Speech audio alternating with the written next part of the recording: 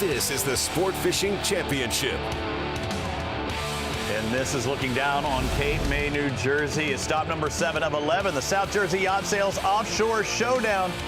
It is going to be an extravaganza this weekend. It's kind of different than we've been seeing in events past. But again, this is the 7th stop of 11. At the end of our rainbow, we will crown a champion, and a $1 million prize will go to the overall sport fishing champion of the year.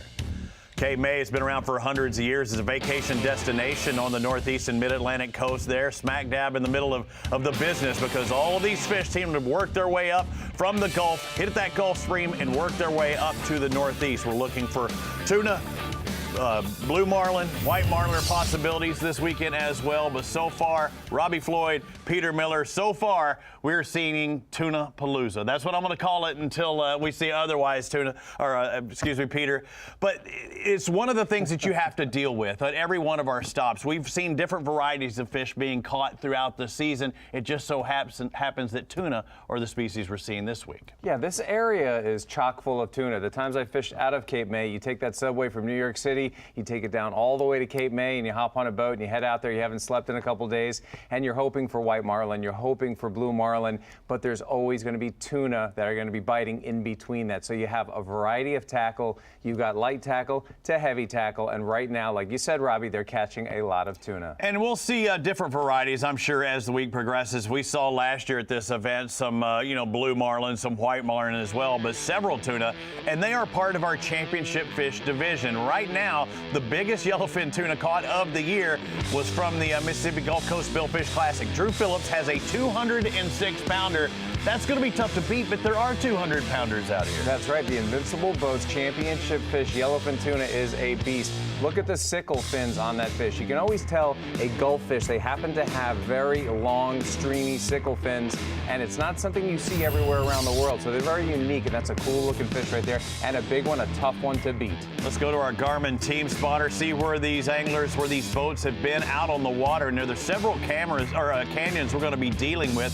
Team Gypsy, we know they're in for the long haul on this Atlantic stretch. They're going to be here this weekend. They're going to be with us next weekend and the weekend after, Peter. That's right. This is a Atlantic stretch where we're going to do 3 Atlantic shows in a row, tournaments in a row.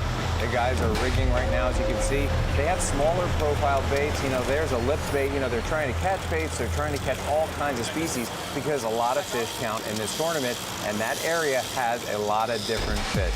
Gypsy's a 66-foot Viking out of Rock Island, Rhode Island. Taylor Stanford at the helm. Again, Gary McGraw, Danny Kolowitz on board as well. Again, the objective is to find those billfish. If you can't, then you're looking for that Invincible Boats yellowfin tuna.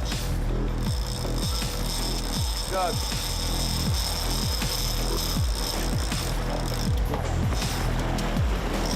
I got color here. Get a gash? Huh?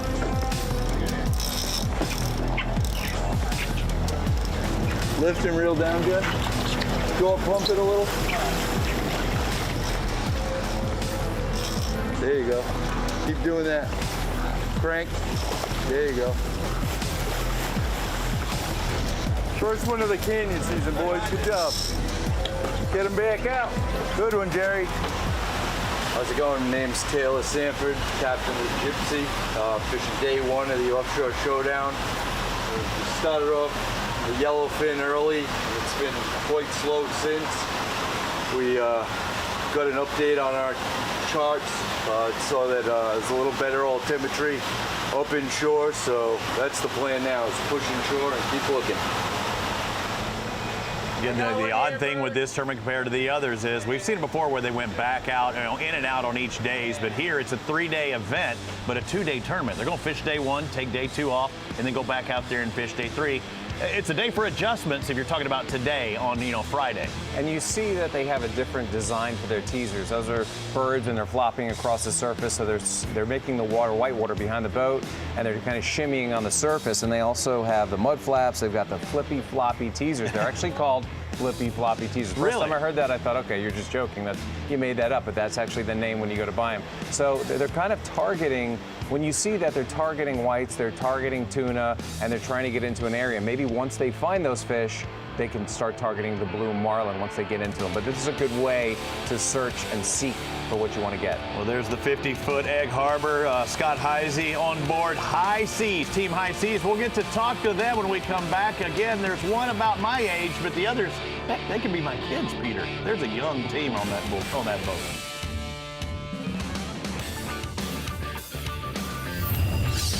SFC coverage of the South Jersey Yacht Sales Offshore Showdown is sponsored by Seaholm Watches, by Smith Optics, and by Fish Razor Tournament Grade Tackle.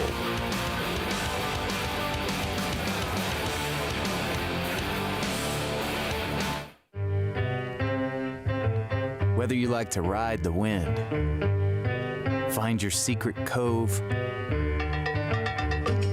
or reel them in.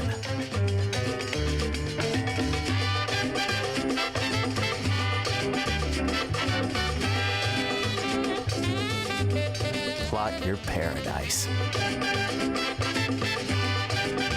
with GPS Map Series from Garmin. Remember, everything begins in the morning. Every story told is a fisherman's tale. We build watches tough enough to be a part of that tale. The perfect balance of beauty and brawn. We are Seaholm. Watches that last a lifetime. Seaholm Automatic, the official timepiece of the Sport Fishing Championship. Sport fishing anglers from around the world competing for $1 million. The Sport Fishing Championship on CBS Sports Network.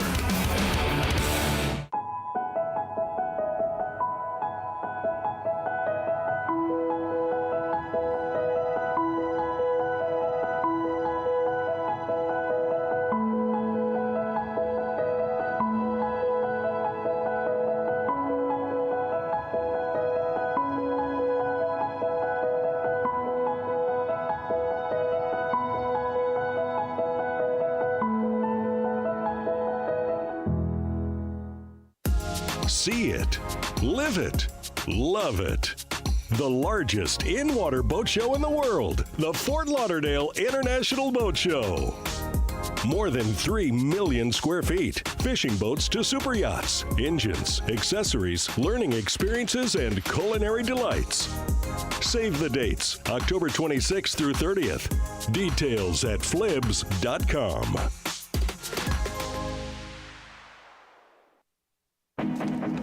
It all comes back to the water. This binding agent. This fluid history of connection. Past, present, and future, all tied together through this never-ending, unwavering force. We belong to a community of seekers, anglers, and everyone in between. For us, it's more than fishing, much more. It's who we are, who we were, and who we aspire to be. We are Smith. Yeah, baby. Oh, yes. There's another one there in the teaser. This is the Sport Fishing Championship. SFC coverage of the South Jersey Yacht Sales Offshore Showdown is sponsored by Sword Fishing Products, by Publix,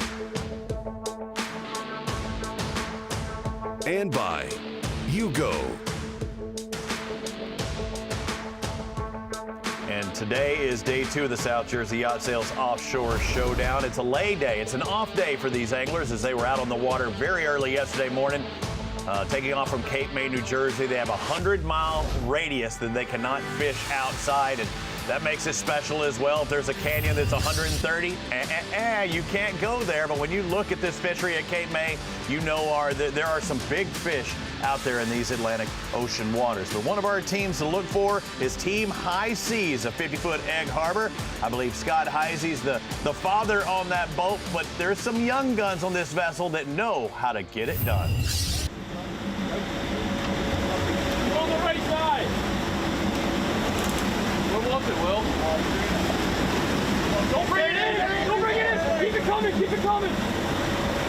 I think I'm the youngest captain in this tournament, and I think our crew is probably one of the youngest crews in this tournament. We have a 23-year-old, a 20-year-old, a 18-year-old, actually two 18-year-olds. I myself am a 20-year-old, and my father is 55. It's nice working with a young team because we're all picking up habits the same. You know, we're picking up the same fishing styles. Everybody kind of clicks. You know, it's our third year now, so everybody's really getting to know each other apart from the boat and stuff, and it's great. We work really well together. There we go. Yeah, baby. About time.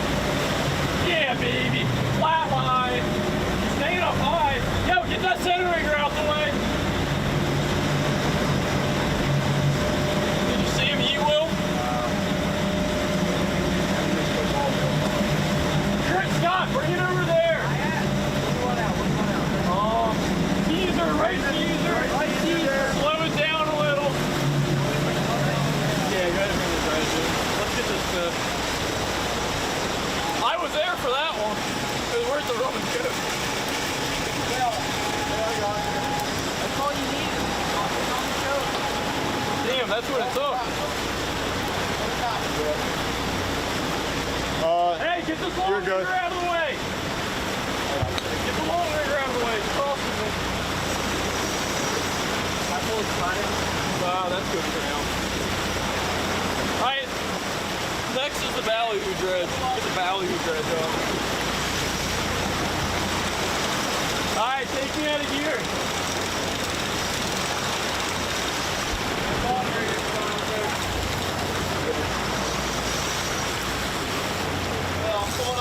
Dude, he's staying up high, Will. I don't know, it could be.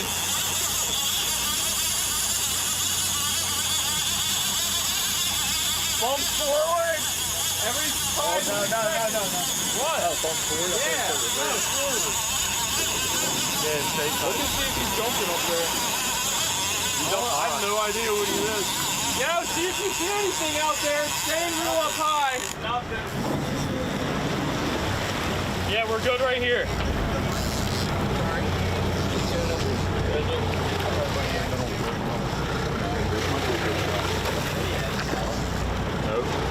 Bump forward then. He's on forward.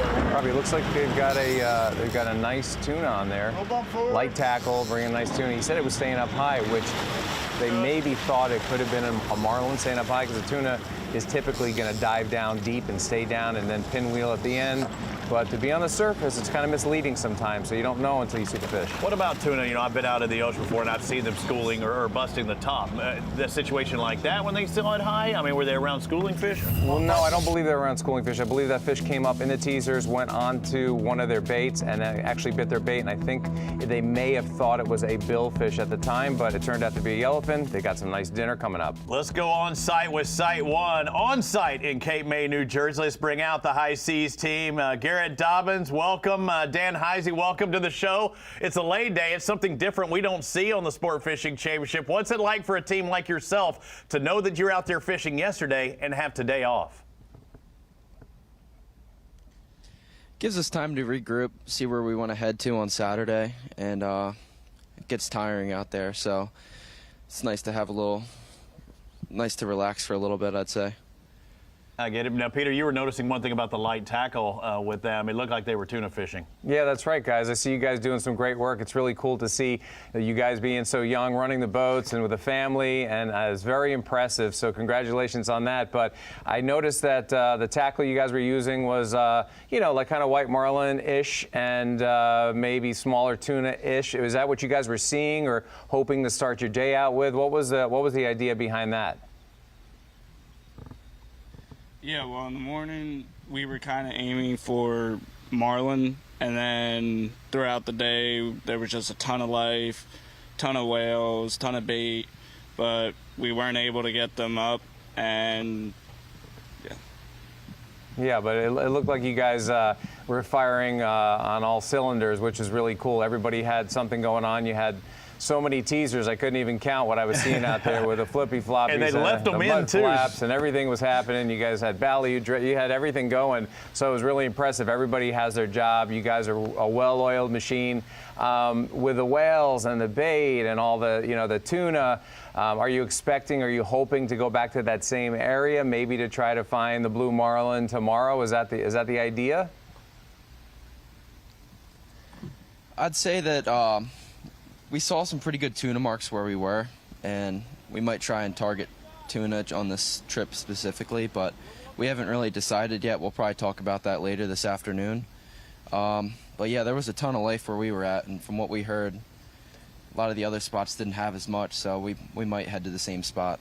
That's really good to hear that you guys are actually, you're making the game plan, and that's so important to do because it lets everyone kind of focus on what you're going to be doing. But did you guys think at one point, I'm watching the video, you guys were there, but did it seem like it could have been a white marlin coming up in the teasers yesterday? It looked like you guys were pointing at the teasers, and it was kind of that surface bite. Did you think it was possibly a white, or did you know it was a tuna right away, or was it a mystery?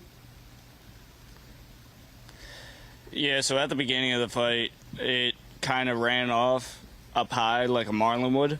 So we initially thought it was going to be a marlin, and then as the fight went on, it just kept getting deeper and deeper, and that's when we realized, all right, this is going to be a tuna. Hey, Dan, I hear you're a 20-year-old captain. I can't even fathom that. I've got a 17-year-old son. I saw Scott Heisey on there. Is that Pops? Because, I mean, is he the old one at 55 on that boat? Because that's incredible, having a full field or a full team. It seems like they're under 25 years of age except for one. Yeah, that's pretty much how it is. We got me, myself, I'm a 20-year-old. Garrett's 22. Our two other mates are 19, and then my brother, he's 22, and then that leaves my father, who's 55. Garrett, it wasn't too long ago, I was a young buck myself, and, having to take orders from a guy that's just a couple of years older than me, what's that like out on the water as well? Because you've probably known him a day or two, and actually having to listen, and money's on the line as well. How does that play a factor? Yeah, it plays a factor in the part where it's easy, but at the same time, you kind of have to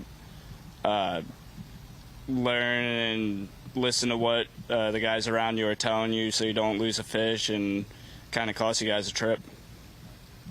And that's why he's the captain, because he runs it. It's a democracy, because the guys in the cockpit may have some great ideas, right? And you're up there running the boat, you're looking back, you're watching, but the guy says, hey, I think I saw something over there. And some, grumpy old captain may say, don't worry about it. I know what we're doing. Listen to me. But that's why you're so successful, because you're able to kind of take it all, grind it up, and then go, okay, let's do that as a group. And then at some point, you have to take the reins, right? You have to say, listen, guys, we took all the information, but now it's time to go to where I feel like we need to go to based on crunching all the data, right? Hey, guys, I was thinking on that same note, what he's talking about and making these adjustments and doing it on the fly and being so young, how much pre-fishing did you do to this point? Because I've talked to other teams a little further up the coast, and they say that the fish aren't quite there yet. I mean, they're right around that spot. And which canyons did you kind of focus on yesterday? Yeah, we fished twice before this tournament, and we were kind of mainly down south, down into Washington. Okay, yeah, a couple of them down there, Washington as well, Baltimore Canyon. Different options. And you say you haven't really talked about it much. Decisions to go maybe north, or do you like the area you were in? We kind of liked where we were at. There were a ton of life, ton of bait. Definitely saw some good tuna marks, so we're going to take a look at the raw shot tonight and then discuss and come up with a plan. Peter, I think they've got it locked down. Guys, thank you very much on Site with Site One. Thanks for spending a little bit of time with us this morning. Let's work our way down to the 62-foot Bayless. Joe Kelly at the helm of Salty Tiger, one of our camera boats we have out there in the water in the Atlantic. We're aboard the Salty Tiger today, a 62-foot Bayless out of Cape May, New Jersey. We opted to go south today as opposed to last week we went north in search of the fish. with the participants as well as ourselves. Hopefully we'll find the fish because it's been rather slow yet. What's biting and where.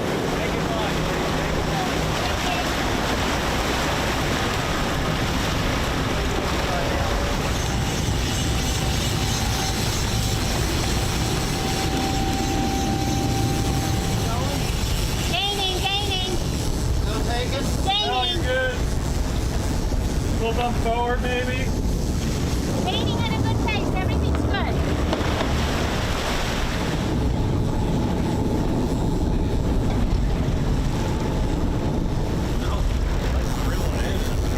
I got the one you didn't drop back. Here he is. Boom.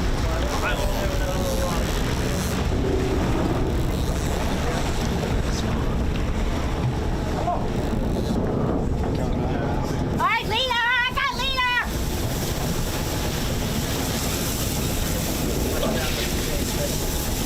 All right, where's my dad?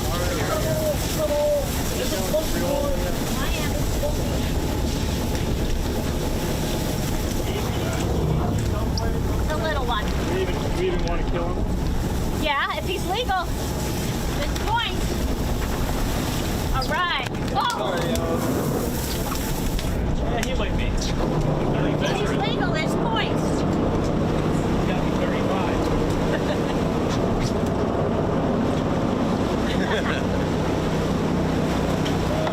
And first day of fishing, a little slow for us. We did catch one tuna, just barely made the size, but we did catch a tuna. We heard some other fish being caught down in Washington Canyon.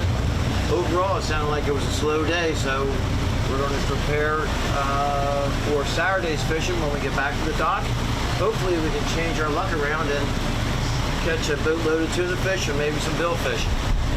But as of right now, we did the best we could and did catch at least one fish. And as she said, it'll count for points if it's a legal catch. We're a tournament inside a tournament. There's different pots and different things that they're going for. You know what I like to see on that? The way she fought the fish and the way she pinched the line between the foregrip, that's a true pro right there. You never pinch it against the foregrip. Pinch it between your fingers. Just bring it in nice and easy. And, you know, it was a small fish, but hey, it gets the blood pumping, gets you warmed up. But let's talk about Irish Eyes. Yeah, let's go back out to the canyons. This 48-foot Viking, Patrick Doherty, on board that vessel. Irish Eyes, just spelled A-Y-E-S. They went really Irish on their name. And when Irish Eyes are smiling. And yesterday it started off with a rainy day. It looked like onshore. We heard reports, so offshore it was actually okay, and it looks all right at this point of the day. Yeah, and they're hooked up. He's got the fighting belt going on. The fish is a rip and drag. You know, they're kind of bumping ahead. They're still pulling ahead. They want to keep everything tight. Time to back down. This is 3:16 yesterday afternoon on day one. I'm telling you right now, it's a big fish, dude.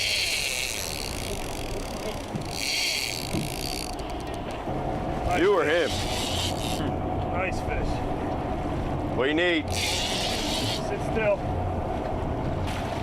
Hold still, Pat. Yep. Who's got the gap?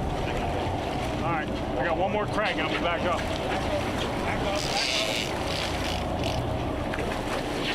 Stick it, baby. Stick it, baby. Got it, baby. Good job, Chris. 12 minutes to spare. Good game, dude. Reel them in. Let's get. Good game. Woo! Took him long enough, dude. Yeah, I know. Trolled all day long. Threw pretty much every lure we had on the boat at the fish. Just had no luck. A lot of life, a lot of birds, a lot of whales. Sometimes it's how it is. You don't lose faith. Just keep changing your baits, keep switching it up, doing something different. 28 minutes left to go in a day. Hook onto a nice tuna. Communication, bring them into the boat. It's a good day, man, overall. You know, it's not the day we hoped for, not the action we wanted to have, but at the end of the day, we're bringing a fish home that we can weigh in. It just goes to show, you never give up. Just keep switching out and doing what you're doing, man. It's just fish. That's all there is to it. You know, we're recreational guys. None of us are paid to be here. We love it. We love this. We love fishing and everything about it. And I wouldn't change it for the world, you know. I got a great crew. My brother's the captain, Captain Pat. We always tell them we start a trip, you find a fish, we'll catch them. So it's a great day. thanks to all my mates, and especially the captain, the owner, my father, John. Can't beat it, man. You just can't beat it. It's pure excitement, pure enjoyment, pure adrenaline. Just unbeatable. No other way around it.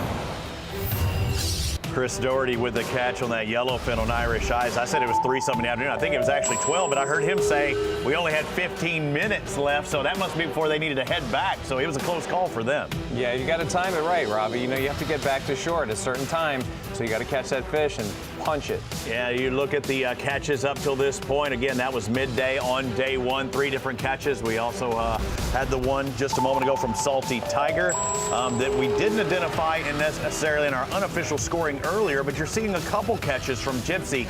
They're the team to beat right now as far as this event is concerned. The showdown in Cape May is on Gypsy right now. Coming up, though, we'll have the Gale Force twins. See what they're up to. Amanda and Emily, they're not dealing with the sea, but more of the sea birds. We'll see what they're doing here when we return. The Sport Fishing Championship on sportfishingchampionship.com.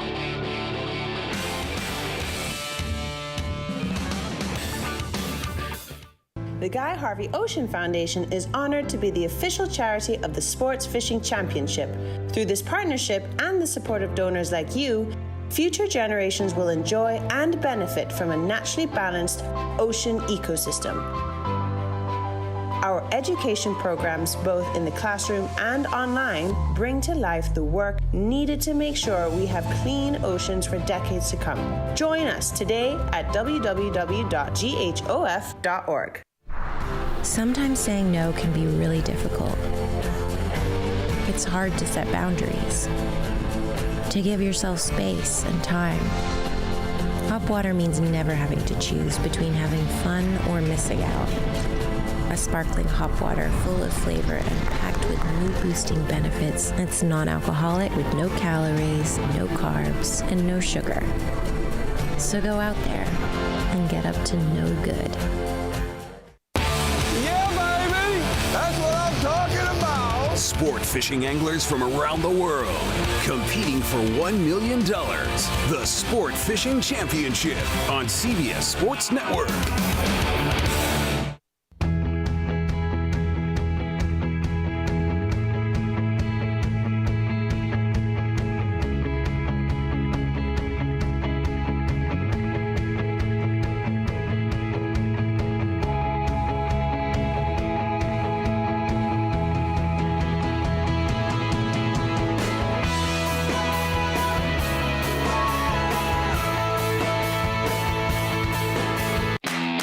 Serious, you are as excited to wake up for a 4 a.m. fishing trip as you were when you were a kid. It means winning 3 World Sailfish Championships. It means you know what you need and what you don't. Being serious means seeking out the ultimate fishing machine, which is what Peter Miller has found in the unmatched handling, speed, and comfort of an Invincible. It's the simple things, like spending a day at the beach, splashing in the water, playing in the sand, and creating sandcastle masterpieces. Rediscover fun and family on the beautiful white sand beaches of Gulf Shores and Orange Beach.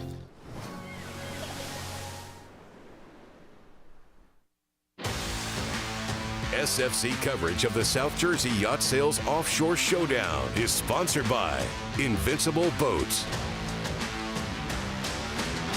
by Gulf Shores and Orange Beach Tourism, and by Salt Life.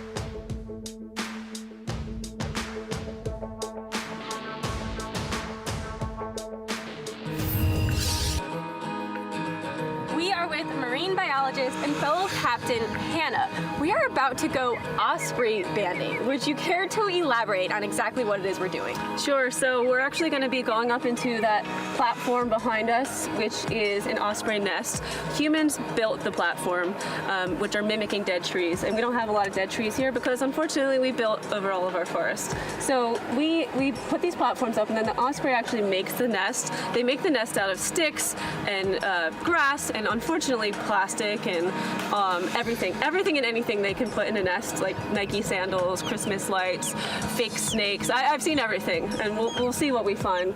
So our goal is to go into the nest, collect any trash that we see, get it out of there, and survey the young ospreys. I think there's going to be babies on the nest based on the parents' behavior.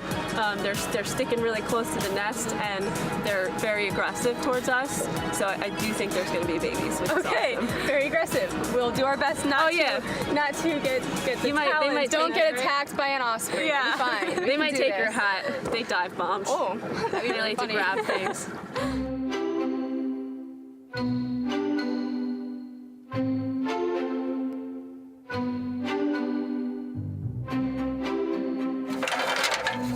All right, let me know what we're working with. Okay. Is it stable? Mostly. It won't hurt if you fall. Oh, there's one baby and 2 eggs. Oh, 2 eggs! Wow, how big's the baby? Okay, so those eggs are they're not gonna hatch, so we're gonna go ban this one. Okay, baby's on that side. Which way is he facing? That way. Perfect. That's amazing. Isn't that crazy? Wow. So he's facing you? Yeah, he's right here. Yeah.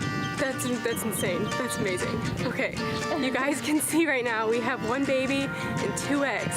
However, because of the size of this baby, it means that those eggs are probably not going to be hatching anytime soon. But we do have this 1 baby that we are going to be trying to ban. Beautiful. There we go. We found this in the nest, a rope. So Yeah. you say we go up in the nest and we try to remove as much debris as we can. And this is not a lot of debris. No, but this could be really dangerous because it's like a polypropylene, like a plastic type rope, and the more this shreds apart, the osprey's talons can get twisted in it. And I've actually seen ospreys stuck to their nest before, and if they can't fly out of the nest, they die. They starve to death. So we've actually cut them out before, cut the rope off their feet, and that's one of the really important parts of surveying is getting the plastic out of the nest. I see a lot of balloons, a lot of balloon strings, plastics, plastic bags.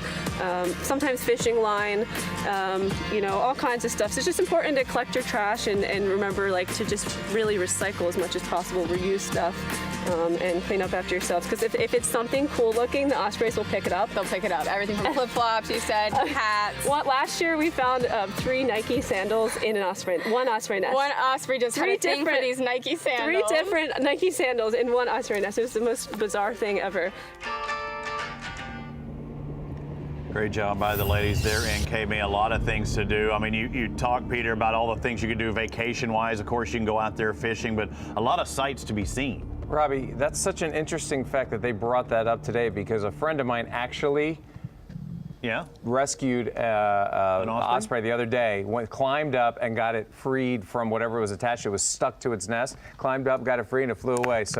So that must have been pretty scary, though, climbing up there. You didn't know what you were going to see, did you? Let's go on site with Site 1 and talk to the ladies. So now Peter's buddy's done it. You've done it. I guess it's Peter and my turn next week when we go to Martha's Vineyard. Yeah, when we saw those osprey, I would say climbing up into that nest, that ladder was definitely not, didn't feel the safest. It felt a little sketchy. You kind of put your weight on it and felt the nest wobble a little, but it was fun. We had people down below kind of stabilizing the ladder so that way you felt, if something were to go wrong, people were there to help out, make sure you didn't crash and fall too bad. And as we were walking to that nest and you could see us carrying those ladders, the grass, you had to pay attention to the tall grass and the short grass because the short grass meant you could walk on it and the tall grass meant that you would sink in waist deep of mud pretty much. Hannah actually did fall into some waist deep mud at one point. I don't believe we got that on camera, but it did happen, so we had to carefully place that ladder and climb up there, and it was really a great experience to see. That's pretty awesome. I know you did other things as well, but on the bird side of things, it's not just about the osprey. I mean, that's a bird sanctuary all around there, a lot of protected areas, Audubon Society's dream. Again, if you're a birder and you want to go vacationing, it'd be a great opportunity, wouldn't it? Definitely, and they're doing a great job with these osprey. Years ago, they actually had a problem with a chemical that they were using to get rid of mosquitoes, which ended up leaking into the water. The fish were getting the chemical, and these birds, these osprey, their diet is 90% fish.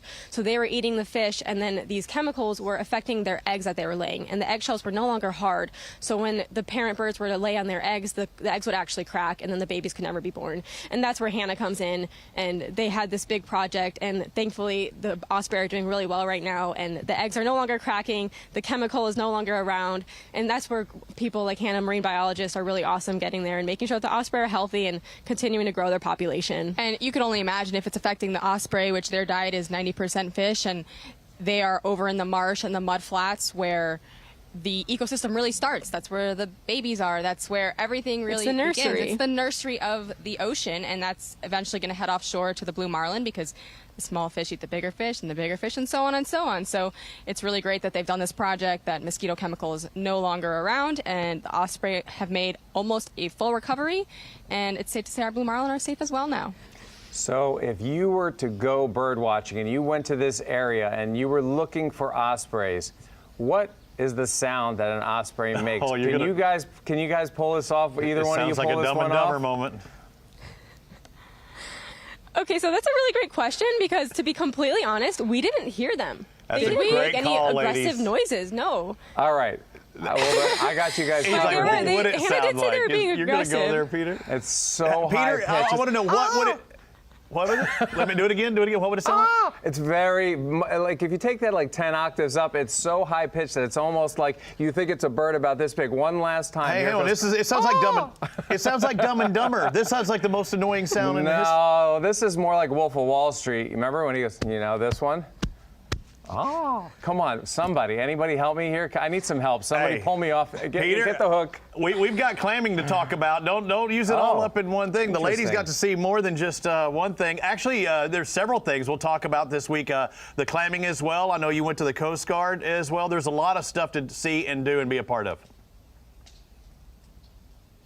Definitely. We had a really great time with the Coast Guard. I'm excited for everybody to see that. They took us out to do some man overboard training. We did some heaving line throwing, and they put us to the test. They made us work hard. We pulled a 160-pound dummy out of the water. His name was Oscar, by the way. Not Peter. It's really great content. I'm excited for you guys to see that. But the two of us together pulled this dummy out of the water.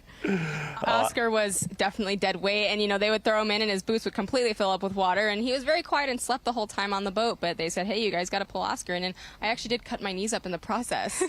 Well versed, and you've made many stops this year so far, but we haven't really had a lay day like this. What's it like on shore knowing that these guys don't fish on this second day, and it looks like it's much better weather today than is expected for tomorrow? It's definitely strange having a lay day, it's kind of calm right now this morning. I think people are resting a little bit after the long day of fishing, but later on today they have plans to go do a scavenger hunt. There's a barbecue. Ooh. I think there's even a pub crawl, so people are going to enjoy it. They're going to have some fun today. Right now I think they're recovering from that really big fishing day they had yesterday. I mean, even though they're not staying out for 3 days at a time like they do in the Gulf, when they go out, they're out there all day working really hard, and lines out is not till 3:30, and they have a long run back in. Exactly, and a lot of these guys, what they do is they're pulling away from the dock at 3:45 in the morning. Yeah. We've even heard of some guys that don't even go to bed. They just get on the boat, and what they do is when they pull away from that dock, they sleep for a couple hours, and once they're within fishing range, they get up, they start prepping, they're ready to go, and lines in are bright and early, and these guys, these are day trips out and back, so there's no spending the night out there, but when they do come back, they've been out there since pretty much 3 a.m. Yeah, they can't leave that buoy, I think, until 4 a.m. In the morning, and they can't fish till 8:30. All right, so you've made several stops this year. How many more do we have you for the rest of the year? Because I keep following you on social media and seeing all the things and different stuff you've been doing. How many more stops does the SFC have you? We actually only have one more stop with you guys, which is Puerto Rico. We're very much looking forward to that one being the championship event. We wish we could have done more. We couldn't do more, but we are really looking forward to Puerto Rico. That's going to be an awesome one because, like Amanda was saying, it's the championship event. Did you hear that, Peter? They only have Puerto Rico. Only have Puerto Rico. We're going to be there as well. Ladies, thank you very much on site with Site One. Keep roughing it. Looks like it's a rough day out there on the mid-Atlantic coast. And again, there's several ways to get there, whether it be by ferry or driving down from New York City. This is kind of your neck of the woods, Peter. You've fished these waters. You've came came out of Cape May. You were a New York guy at one time. That's right, but I took the subway down. I didn't have a car. I didn't have the money for a car, so I took the subway, landed in Cape May, jumped in a taxi, jumped on a boat, and went offshore, and we caught some big tunas. Let's take a look ahead with Smith Optics and see where we are headed next. You and I get to go to our first event of the year at Cape May, or actually from Cape May to the Oak Bluffs Blue Water Classic. We're going up to Martha's Vineyard next week. I can't wait for that one. Robbie, we're going to be on site. We're going to be on site with Site 1. There's going to be so many things to see. We're going to be on site, and we're excited about that. Booked the plane ticket to go out there, and we get to mingle and rub shoulders with all the captains, mates, anglers, and all the onlookers, and, you know, whoever else is there. Looking forward to seeing everyone and all the fish catches. 2 different ports, Falmouth as well as Martha's Vineyard. Then we're going to be at Montauk the following week. This is a back-to-back-to-back stretch. Montauk, it's our own event, a standalone event. I'm looking for big things out of there. I mean, they're talking about 1,000-pound blue marlin being caught off of those shores before. That's right. They're bringing sexy back, and that is a blue marlin, a big blue marlin to me. I'll tell you what, I can't keep my eyes off it. A lot to look forward to on the Sport Fishing Championship. We can look forward to seeing you this afternoon, maybe some more interviews from some of our teams, and, of course, on site with Site 1. 6 o'clock this afternoon Eastern Time on SportFishingChampionship.com. For Peter Miller, I'm Robbie Floyd, the Gale Force Twins. We'll see you this afternoon.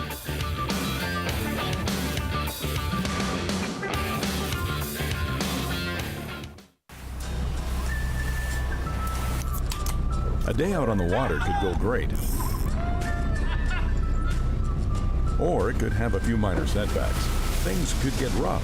Or you could lose that $900 smartphone.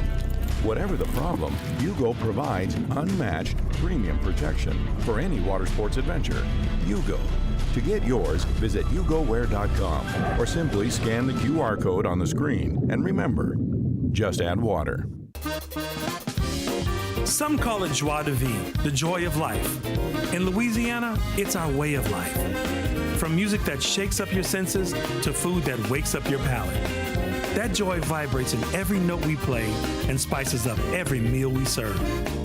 So come live life to the fullest. Come one, come y'all, come feed your soul in Louisiana. I'm Sean Ardway, inviting you to plan your trip at LouisianaTravel.com. So, you want this, but you can't have it without this, or this, or this. Until now, introducing a new way to travel, intranationally. Get all that international charm without ever leaving the country. Right here in St. Augustine, Ponte Vedra. Get all that culture, all the cuisine from that culture. You're welcome. All the gram-worthy sites from that #culture. Right here at home. St. Augustine, Ponte Vedra. Travel intranationally.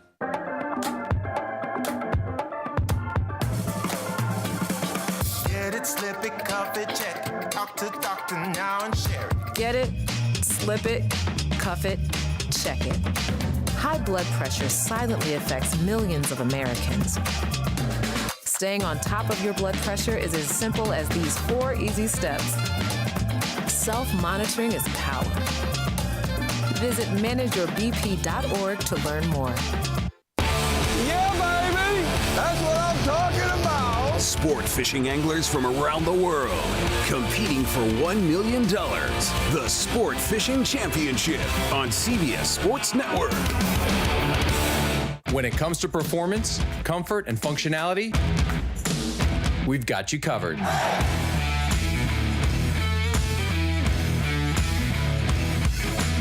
Performance apparel designed by anglers to make your time on the water better than ever.